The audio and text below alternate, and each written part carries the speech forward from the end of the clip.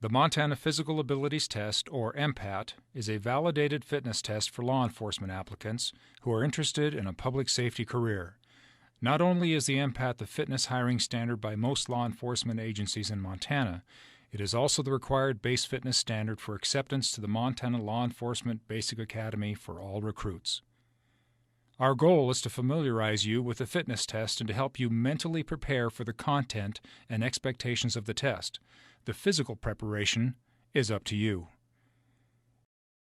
The Montana Physical Abilities Test simulates an officer involved in a foot pursuit of a fleeing suspect.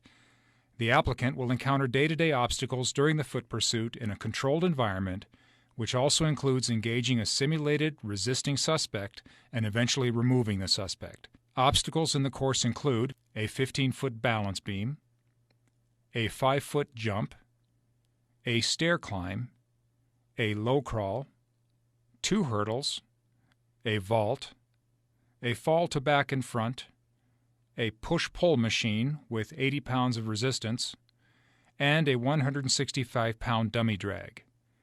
The MPAT is timed, and applicants must meet a maximum time of 5 minutes and 30 seconds. The test is validated, and there is no appreciable adverse impact on both gender and age. In simple terms, the test is fair to both men and women, no matter what age. Make it in 5 minutes and 30 seconds, and you've passed.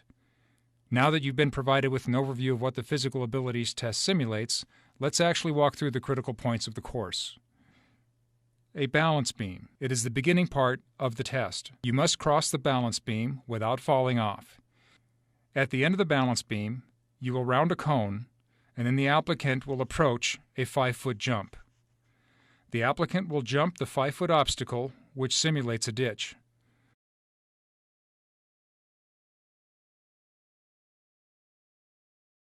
After the 5-foot jump, go to the cone at the end, approach the stair climb. The applicant must run up one side and down the other, go around the cone on the other side, return, and do the same. At the end of the stair climb, you will now encounter the crawl obstacle. An applicant must go to the crawl obstacle and crawl under a bar. One knee has to touch the mat. Following the crawl obstacle, the applicant will turn past a cone and encounter 2 18-inch hurdles. Treat each hurdle as a separate barrier. You must jump across the middle of the hurdle. Applicant will round another cone and now encounter the 3-foot vault. One hand must be on the center bar, and it must be a 2-footed landing. Prior to the vault, the instructor will indicate front or back so the applicant knows what direction to fall. Once the vault is completed, the applicant rounds a cone and begins again at the balance beam. 6 full laps must be completed before the next phase. Upon completion of the 6th lap, the applicant will move to the push-pull machine. The push-pull machine consists of 80 pounds of resistance. The first phase requires pushing the weight into a green or yellow tab.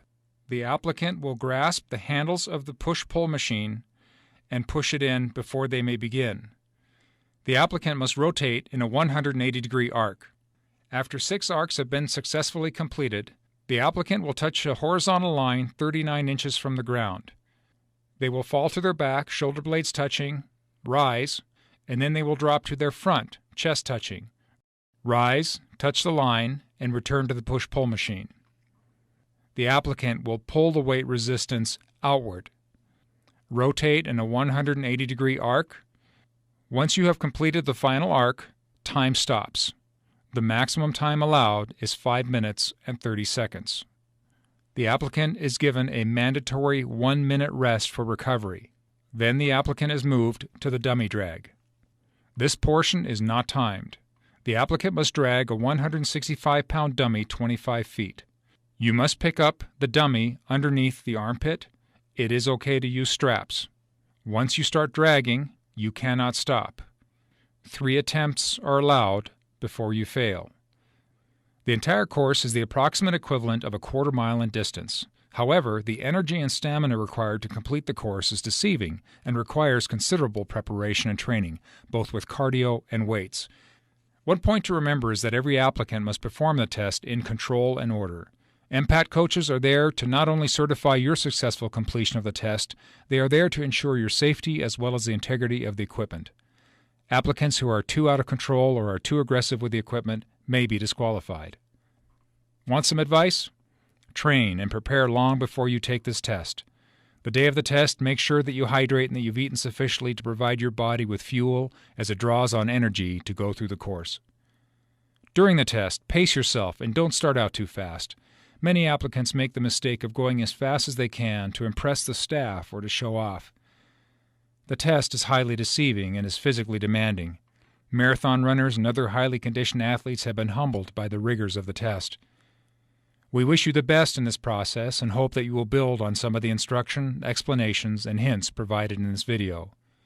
We will close with some parting comments from applicants who have taken the Montana Physical Abilities Test. So you just got done taking the physical abilities test, right? Okay, what'd you think? It's difficult.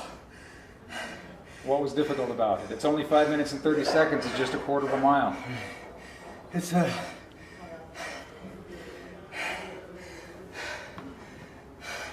come you're out of breath? It's tiring. It's the quickest 5 minutes, 30 seconds you'll ever have, but the hardest. Did you pass? No. Okay. Do you know, I mean, what did you think of the test?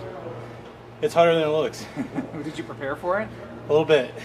Okay, when you say a little bit, what did you do to prepare? Basically just ran for 6 minutes, pretty hard.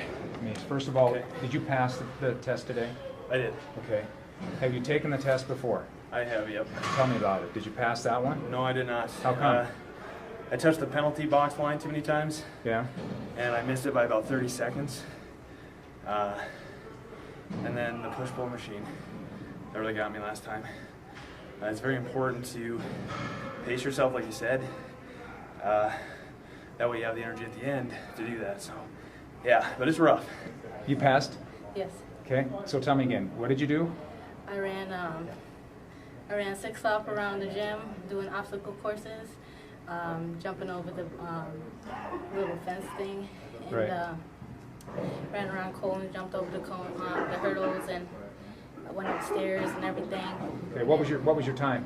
My time was a 4:18. 4:18. How old are you? 23. What's your height and weight? I'm 5'1" and I'm 130. Is it what you thought it was? You can just shake your head. It wasn't. Did you prepare for it? Okay. Definitely practice, definitely train. There's no way you're just going to walk in here and do it. Okay. Were you kind of surprised? I was a little bit, yeah. Thought it would have been a little bit easier. Yeah? What did you do to prepare? A lot of cardio, a lot of obstacles up, down. Okay. A lot of running, endurance, that's a big thing. And then lifting weights afterwards. What advice would you give to women that are taking this?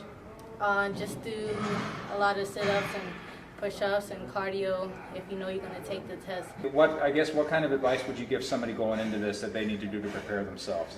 Would it be the endurance part? Just run, build up your quads. Yeah. Okay. Jumping a lot of leg stuff. Okay. All right. You going to test again? Yeah. Give it another try, but you'll be ready this time. I think it's, how would I phrase it? The hardest easy test you'll ever take. Yeah. Okay. Good. You happy you passed? I am very happy I passed. Good job. Very happy.